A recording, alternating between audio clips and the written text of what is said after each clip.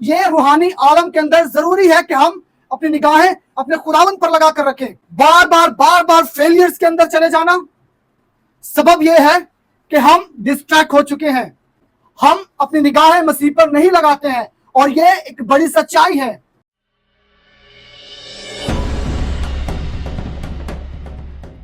खुदावंद में आप सबकी सलामती हो।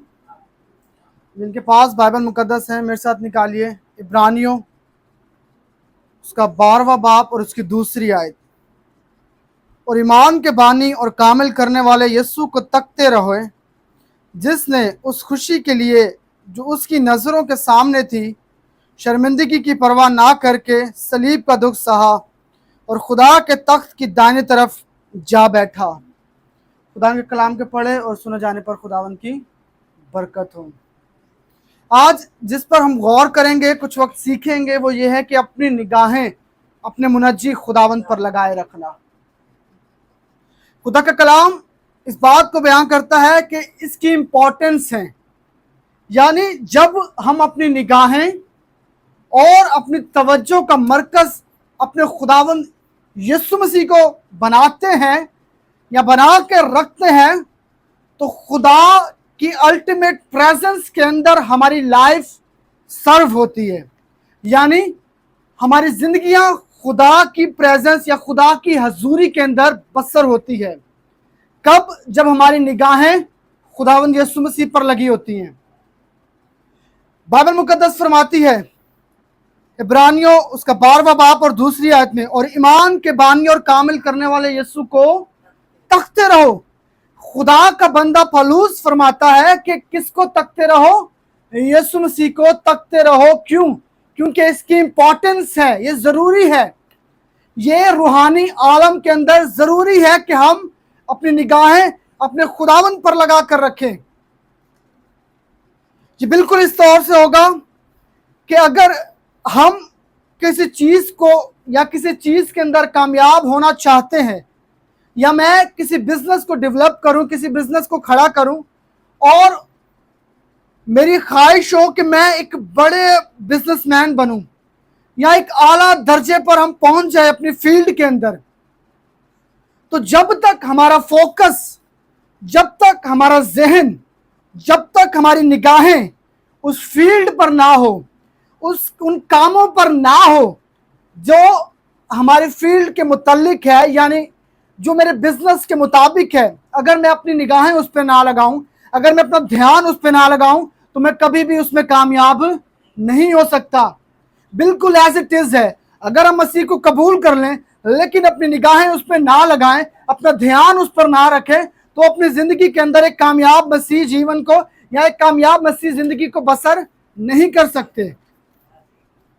कामयाबी के लिए हमें कंसिस्टेंट होना होगा, यानी मुतवातर तौर पर सीधा आगे बढ़ते रहना होगा। खुदा का बंदा पौलुस कहता है कि कामिल करने वाले यीशु मसीह को तकते रहो, यानी अपनी आंखों के अंदर यीशु मसीह को रखो। हमारी निगाहें यीशु मसीह होना चाहिए, हमारा मरकज यीशु मसीह होना चाहिए, और फिर वहां पर हम रूहानी आलम के अंदर मजबूत होते जाएंगे। मैंने बिजनेस की एग्जांपल दी। अगर कोई बिजनेसमैन है जिसने किसी कारोबार को शुरू किया है, उसे ठेले से शुरू किया है, फॉर एग्जांपल उसने बिरयानी का कोई ठेला लगाया है, लेकिन उसका ध्यान है कि बर्गर वाला क्या कर रहा है, बर्गर कैसे बिकते हैं, या फिर वो अपना ध्यान लगा के रखा हुआ है कि चिप्स वाले के चिप्स कैसे बिकते हैं, तो वो कभी भी अपने आप को कामयाब ना कर सकेगा, क्योंकि उसकी निगाहें कहां पर है? डिस्ट्रैक्ट है।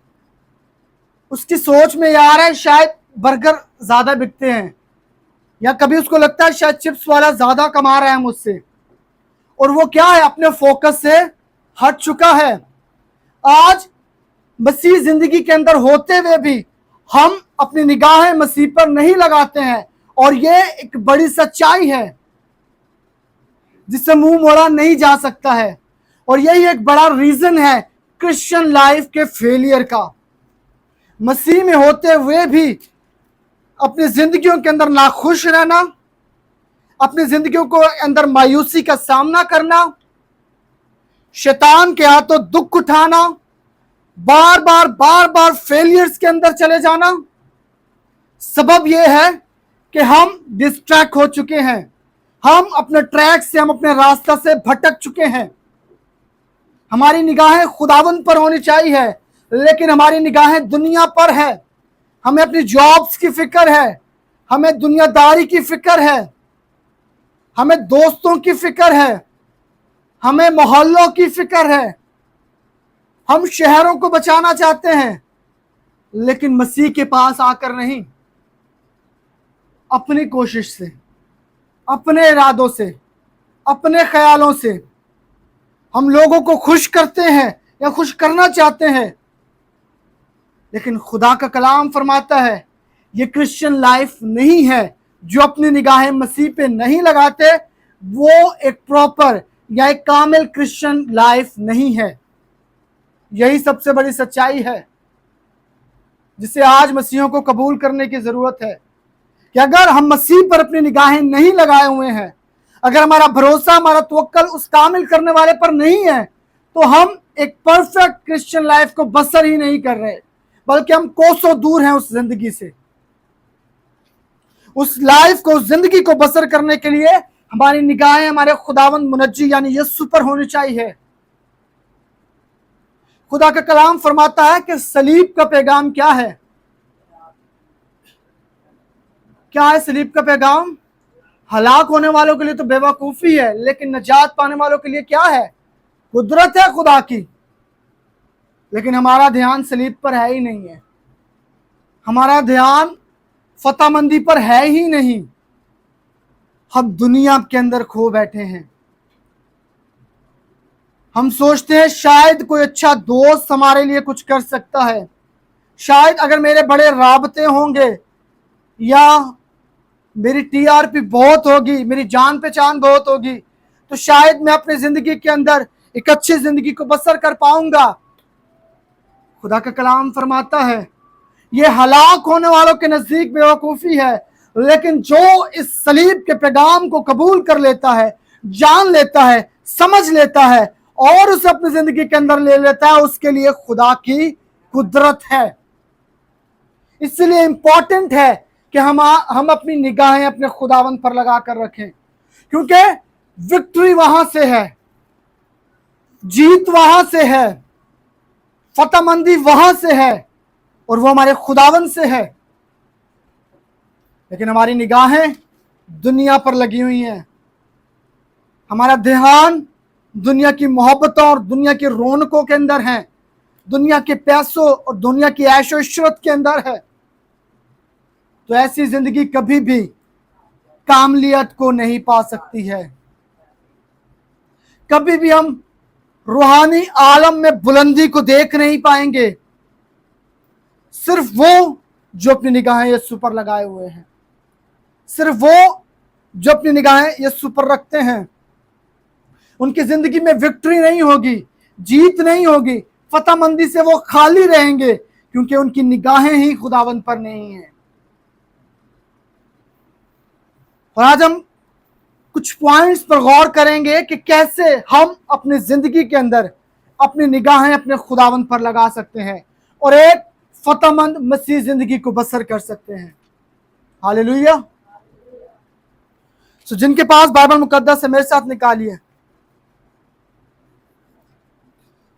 पहला थस्सलुनीकियों उसका 5वां बाब और उसकी 17वीं आयत। सबसे पहले जिस पर हम गौर करेंगे वो ये है कि कंसिस्टेंट यानी मुतवातर तौर पर बिला नागा दुआ करते रहो। और यहां पर लिखा है पहला थस्सलुनीकियों उसका 5वां बाब और 17वीं आयत में लिखा है बिला नागा दुआ करो। बस ये 2-3 लफ्ज इस आयत के अंदर लिखे हुए हैं और ये इंपॉर्टेंट है। यही बेस, यही बुनियाद है रूहानी जिंदगी के अंदर बढ़ने की, यही एक राज है। खुदा का बंदा कहता है बिला नागा दुआ करो। हम दुआ कब करते हैं? जब बीमार हो जाते हैं। हम दुआ कब करते हैं? जब एग्जाम देने जाना होता है। हम दुआ कब करते हैं? जब लगता है कि हमारा एक्सीडेंट ना हो जाए या डरते हैं कि रोड पे निकलेंगे तो हमें कुछ हो ना जाए, हम तब दुआ करते हैं। हम दुआ कब करते हैं? जब हमें लगता है कि रात को जब हम सोएंगे तो हमें डरावने ख्वाब आएंगे, ये शैतान हमें तंग करेगा आके, तब हम दुआ करते हैं। हम दुआ तब करते हैं जब हमें जरूरत होती है कि हमारी जिंदगियों के तूफान थम जाएं। हम दुआ कब करते हैं? तब करते हैं जब हमें किसी बीमारी को अपनी जिंदगी से दूर करने की जरूरत होती है। लेकिन जो ऐसे लोग होते हैं ना, वो दुआएं करते रहते हैं, लेकिन असरअंदाज जिंदगियां वो हैं, असरअंदाज दुआ वो है जो तब भी दुआ करे जब खुश हो, वो तब भी दुआ करे जब गम के अंदर हो, वो तब भी दुआ करे जब मायूस हो, वो उम्मीद में हो, सेहतमंद हो, अच्छी जिंदगी को बसर कर रहा हो। जो शख्स तब दुआ करता है ना, जब हम अपने अच्छे वक्त में अपने खुदा को याद करते हैं ना, जब हमारे अच्छे वक्त में हमारा खुदावंद हमारे साथ होता है, तो वो बुरे वक्त में भी हमारे साथ होता है। इसलिए खुदा का बंदा कहता है बिला नागा दुआ करो। नागा करने की जरूरत नहीं है, ब्रेक करने की जरूरत नहीं है, छुट्टी करने की जरूरत नहीं है। हम खिदमत से छुट्टी कर सकते हैं, लेकिन दुआ से छुट्टी नहीं कर सकते हैं। हम चर्च को किसी दिन बंद रख सकते हैं कि आज छुट्टी कर लेते हैं, आज इबादत नहीं करते हैं, लेकिन एक क्रिश्चियन लाइफ के अंदर दुआ से कभी भी छुट्टी नहीं हो सकती। ये लाजिम करार दे दिया गया है। यीशु मसीह खुद रात भर दुआ किया करते थे। लूका की इंजील इस बात की गवाही हमें देती है। शागिर्दों ने यीशु से कहा कि हमें भी दुआ करना सिखा। क्यों उन्होंने कहा?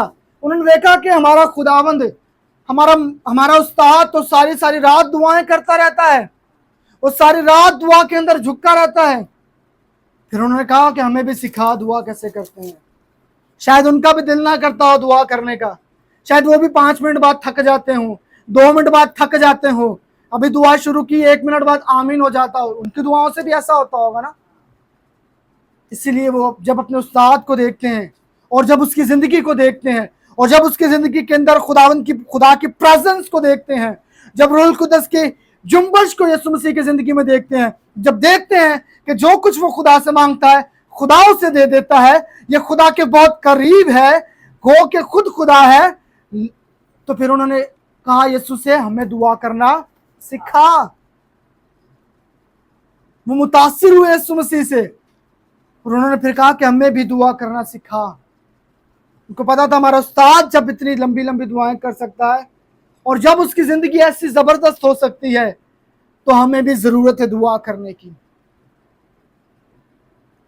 तब दुआ करने से बेहतर है जब तूफान हमारी जिंदगी में हो कि हम हर रोज दुआ करें। बीमार होकर दुआ करने से बेहतर यह है कि हम तंदुरुस्त होते हुए भी हर रोज दुआ करें। इसकी इंपॉर्टेंस है, ये रूहानी आलम के लिए, आलम में जरूरी है। ये एक प्रोटेक्शन की तरह हमारी जिंदगियों में काम करती है। खुदा का कलाम फरमाता है अयूब की जिंदगी पर, उसके घर पर खुदा की क्या थी? बाढ़ थी, फरिश्तों का पहरा था। दुआ एग्जैक्टली ऐसे ही काम करती है। जब जब हम खुदा की प्रेजेंस में जाते हैं, जब जब हम खुदा को पुकारते हैं, तो उसकी मुहाफजत हमें घेर लेती है, उसकी प्रेजेंस हमें घेर लेती है, उसके एंजल्स हमें घेर लेते हैं और हमें अपनी हिफाजत के अंदर ले लेते हैं।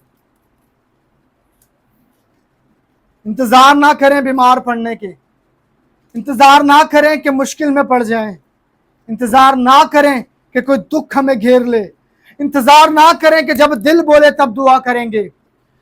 हमें तब भी दुआ करनी है जब हमारा दिल करे और हमें तब भी दुआ करनी है जब हमारा दिल ना करे। इंतजार नहीं करना कि इब्लीस आकर अपना काम कर जाए। खुदा का कलाम फरमाता है कि दुश्मन को मौका ना दो। वो तो इंतजार करता है कि किसी को भी पकड़े, चीर फाड़ कर खा ले, खत्म कर दे। वो इस इंतजार में लगा हुआ है कि कोई मिले, कहीं पर मैं गिरफ्त लगा सकूं, मैं किसी ना किसी तौर से इसकी जिंदगी के अंदर आ सकूं। लेकिन अगर हमारी जिंदगियां दुआ से खाली है, प्रेयर से खाली है, तो फिर समझो हमने अपने दरवाजे उसके लिए खोले रखे हैं।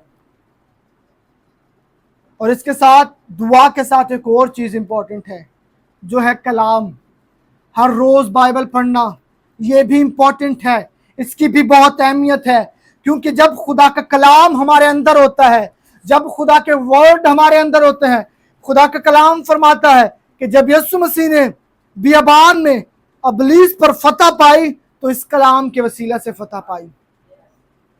वो सिर्फ कहता गया कि लिखा है कि खुदावन को सजदा कर, लिखा है आदमी रोटी से जीता ना रहेगा। लेकिन जब हम उसकी मुश्किल में पड़ते हैं तो सोचते हैं पता नहीं ये खुदा की तरफ से है या शैतान की तरफ से है। रीजन क्या है? कलाम ही को नहीं जानते। फिर उस वक्त परेशान हो जाते हैं कि खुदा ने मुझे आजमाइश में डाल दिया है या ये मेरी गलतियों का सबब है।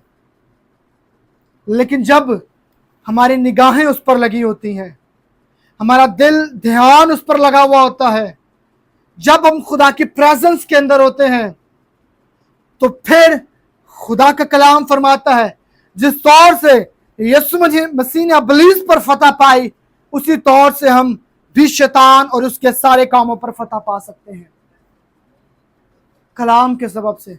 कलाम को अगर हम जानते ही नहीं हैं तो फिर क्या करेंगे? कुछ भी नहीं कर सकते हैं। ये इंपॉर्टेंट है, इसकी खास अहमियत है क्रिश्चियन लाइफ के अंदर। ये वो अमल है जो हमें हर रोज करना है। आज जिन चीजों पर हम गौर कर रहे हैं वो ये चीजें हैं जो हमें हर रोज करनी है। इन चीजों में कोई छुट्टी नहीं है। हमें रोज बाइबल पढ़नी है, हमें रोज खुदा के कलाम को जानना है, हमें रोज खुदा की मर्जी को जानना है, हमें रोज खुदा के वादों को जानना है कि वो हमसे क्या करता है, क्या वादे खुदा ने हमसे किए हैं, और ये खुदा के कलाम के अंदर लिखे गए हैं। और अगर हम आगे बढ़ें, अमाल दूसरा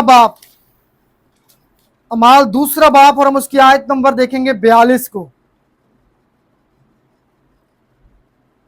यूं लिखा है खुदा के कलाम में, और ये रसूलों से तालीम पाने और रफाकत रखने में और रोटी तोड़ने और दुआ करने में मशगूल रहे। सो नेक्स्ट चीज जो है वो रफाकत है। क्या फर्क है किसी ईमानदार से बात करने में और क्या फर्क है किसी ऐसे शख्स से बात करने में जो दुनिया का दुनियावी शख्स हो? जब हम ईमानदार से बात करते हैं तो ये हमारे ईमान की बढ़ोतरी का सबब होता है। जब हम खुदा के किसी बंदी से बात करते हैं तो हमारा फेथ इंक्रीज होता है, हमारा ईमान इंक्रीज होता है, हमारा ईमान बढ़ता है। लेकिन जब हम किसी ऐसे शख्स से बात करते हैं जो दुनिया का हो या जो सियासी हो, तो फिर क्या कभी ईमान बढ़ा है? बल्कि क्या होता है वहां पर? खुदा फरमाता है कि हमें अपनी रिफाकत पर भी निगाहें करने की जरूरत है, क्योंकि बुरी सोबतें अच्छी आदतों को भी बिगाड़ देती हैं। सो ये जरूरी है कि एक क्रिश्चियन लाइफ जो निगाहें अपनी यीशु मसीह पर लगा के रखता है, उसकी रिफाकत भी खुदा के लोगों के साथ हो। खुदा का कलाम फरमाता है कि इब्तदाई कलीसियाएं इकट्ठे बैठा करती थी।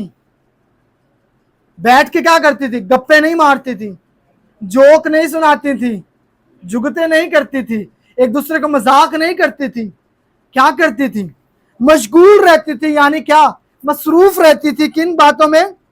रोटी तोड़ने और दुआ करने में। इसका मतलब है कि वो खुदा की बातें करते थे, वो खुदा के कलाम की बातें किया करते थे, वो एक दूसरे को कलाम में से मोटिवेट या एक दूसरे की तकवीयत किया करते थे कलाम में से। और फिर ऐसी कलीसियां क्या रहती हैं? मजबूत रहती हैं। अगर हमारी रिफाकत अच्छे लोगों के साथ है तो वो खुदा का कलाम फरमाता है कि अगर कोई कलीसिया में से गिरता हुआ भी शख्स हो ना और बाकी सब ईमानदार हों, तो उस गिरते हुए को संभाल लेते हैं। रीज़न क्या होता है? क्योंकि उसकी रफाकत खुदा के लोगों के साथ है, फिर शैतान काम नहीं कर पाता। और अगर हमारी रफाकत ही गलत लोगों के साथ है, अगर हमारा उठना बैठना ही गलत लोगों के साथ है, हमारी दोस्तियां ही गलत लोगों के साथ है, तो कभी भी हम फ्रूटफुल और ब्लेस लाइफ को नहीं बसर कर सकते हैं। ये बिल्कुल ऐसा ही है जैसे हर रोज दुआ करना। अगर हमारी रफाकतें गलत हो रही हैं, गलत लोगों के साथ हो रही है, तो फिर जल्दी गिर जाएंगे, फिर जल्दी इब्लीस को मौका दे देंगे।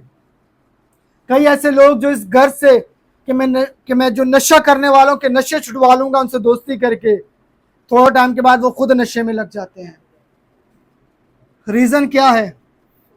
अपनी सोच पे ध्यान करते हैं ना। खुदा का कलाम क्या फरमाता है? वो तो नसीहत कर देता है, लेकिन जब हम अपनी निगाहों पर, अपनी सोचों पर तवज्जो करते हैं, तो फिर क्या ठोकर खा लेते हैं।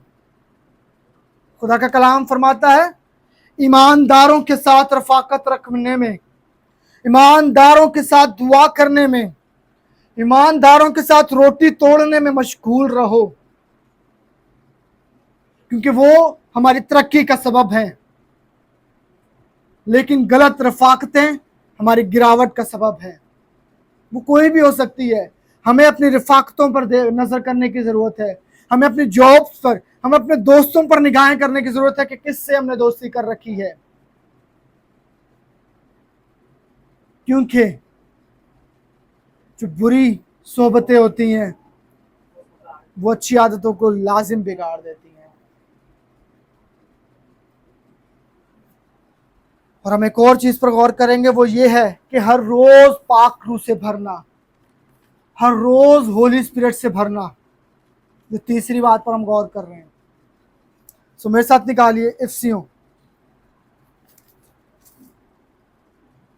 इफ्सियों उसका पहला बाब और उसकी 13वीं और 14वीं आयत को हम पढ़ेंगे। और उसी में तुम पर भी जब तुमने कलाम हक को सुना, जो तुम्हारी नजात की खुशखबरी है, और उस पर ईमान लाए, पाक मौदा रूह की मोहर लग गई। वही खुदा की मलकियत की मखलसी के लिए हमारी मिरास का बयाना है, ताकि उसके जलाल की सिताइश हो।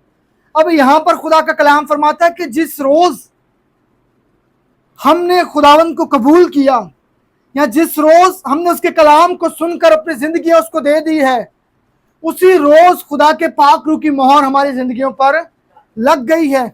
यानी खुदा ने अपना रूह हमें दे दिया है। खुदा ने तो हमें अपना रूह दे दिया है, लेकिन हमें उसकी प्रेजेंस में, पाक रूह की रफाकत में, पाक रूह के साथ जिंदगी बसर करने में हर रोज बढ़ते जाना है। हम एक और वाला देखेंगे, इफ्सियो उसका 5वां बाब और उसकी 18वीं आयत में लिखा है, और शराब में मतवाले ना बनो, क्योंकि इससे बदचलनी वाक़या होती है, बल्कि रूह से मामूर होते जाओ। क्या करो? रूह से मामूर हो जाओ। लिखा है खुदा के कलाम में, रूह से मामूर होते जाओ। ये कंटिन्यूज है, ये मुसलसल है। खुदा का कलाम फरमाता है हमें हर रोज खुदा की प्रेजेंस में उसके पाक रूह को पुकारना है। खुदा के रूह से कहना है कि खुदा तू हमें भर दे। हर रोज हमें भरना है। यहां पे लिखा है शराब में मतवाले ना बनो, उससे बदचलनी पैदा होती है। यानी कि रूह तो खुदा का हमें मिल गया जिस दिन हमने उसे कबूल किया, लेकिन क्या हुआ? हमारी राहें कैसी हो गई? शराबियों जैसी हो गई। खुदा का कलाम फरमाता है ऐसी आदतें ना पालो, ऐसी राहों को ना इख्तियार करो, इससे बदचलनी पैदा होती है। बल्कि खुदा का कलाम फरमाता है रोज रूह से मामूर होते जाओ। हर रोज हमें रूह से भरते जाना है। जैसे जैसे हम खुदा की प्रेजेंस में बढ़ते जाएंगे, जैसे जैसे होली स्पिरिट हमें भरता जाएगा, जैसे जैसे हम फिल होते जाएंगे उससे, उसमें से पाते जाएंगे, जब हम उसके मस्सा को लेते जाएंगे अपनी जिंदगी के अंदर, वैसे वैसे हम खुदा को जानते जाएंगे, हम मजबूत होते जाएंगे, हमारा ईमान खुदावन में मजबूत होता जाएगा और हमारी जिंदगियां असरअंदाज होती जाएंगी। ये एक दिन का अमल नहीं है, बल्कि हर रोज करने वाला काम है। हफ्ते में सिर्फ एक दिन होली स्पिरिट को पुकारना नहीं है। खुदा का कलाम फरमाता है, रूह से मामूर होते जाओ। हमारी सोचों में यह होना चाहिए, खुदा की प्रेजेंस हमारे ऊपर रहे हमेशा। मामूर होते जाओ, बढ़ते जाओ उसकी प्रेजेंस के अंदर, होली स्पिरिट से भरते जाओ। होली स्पिरिट से भरना यानी यीशु मसीह से भरना, क्योंकि खुदा का कलाम फरमाता है, रोमियो, यह वाला जरूर पढ़ लें, रोमियो 8वां बाब, और हम उसकी देखेंगे 9वीं और 10वीं आयत। यूं लिखा खुदा के कलाम में, लेकिन तुम जिस्मानी नहीं बल्कि रूहानी हो, बशर्ते के खुदा का रूह तुम में बसा हुआ है, मगर जिसमें मसीह का रूह नहीं वो उसका नहीं। और अगर मसीह तुम में है तो बदन तो गुनाह के सबब से मुर्दा है, मगर रूह रास्तबाजी के सबब से जिंदा है। यहां पे होली स्पिरिट को यीशु मसीह का रूह कहा जा रहा है। अब इस पॉइंट को गेट कर रहे हो, समझ रहे हैं? यहां पे लिखा है, बशर्ते के खुदा का रूह तुम में बसा हुआ है, मगर जिसमें मसीह का रूह नहीं। यानी जिसमें होली स्पिरिट नहीं उसमें मसीह नहीं। और सोचो, जिस जिंदगी में मसीह नहीं तो फिर वो क्या मसीह का? एक जिंदगी जो कहती है कि मैं क्रिश्चियन हूं, मैं मसीही हूं, लेकिन उस जिंदगी के अंदर मसीह मौजूद नहीं, खुदावंद पाक यीशु मसीह है ही नहीं, तो फिर क्या वो जिंदगी मसीही है? जरूरी है कि हम होली स्पिरिट से, खुदावन की रूह से भरते और ममूर होते जाएं, हर रोज उसे पुकारें, हर रोज उसे बुलाएं, हर रोज अपनी निगाहें खुदावन पर रखें।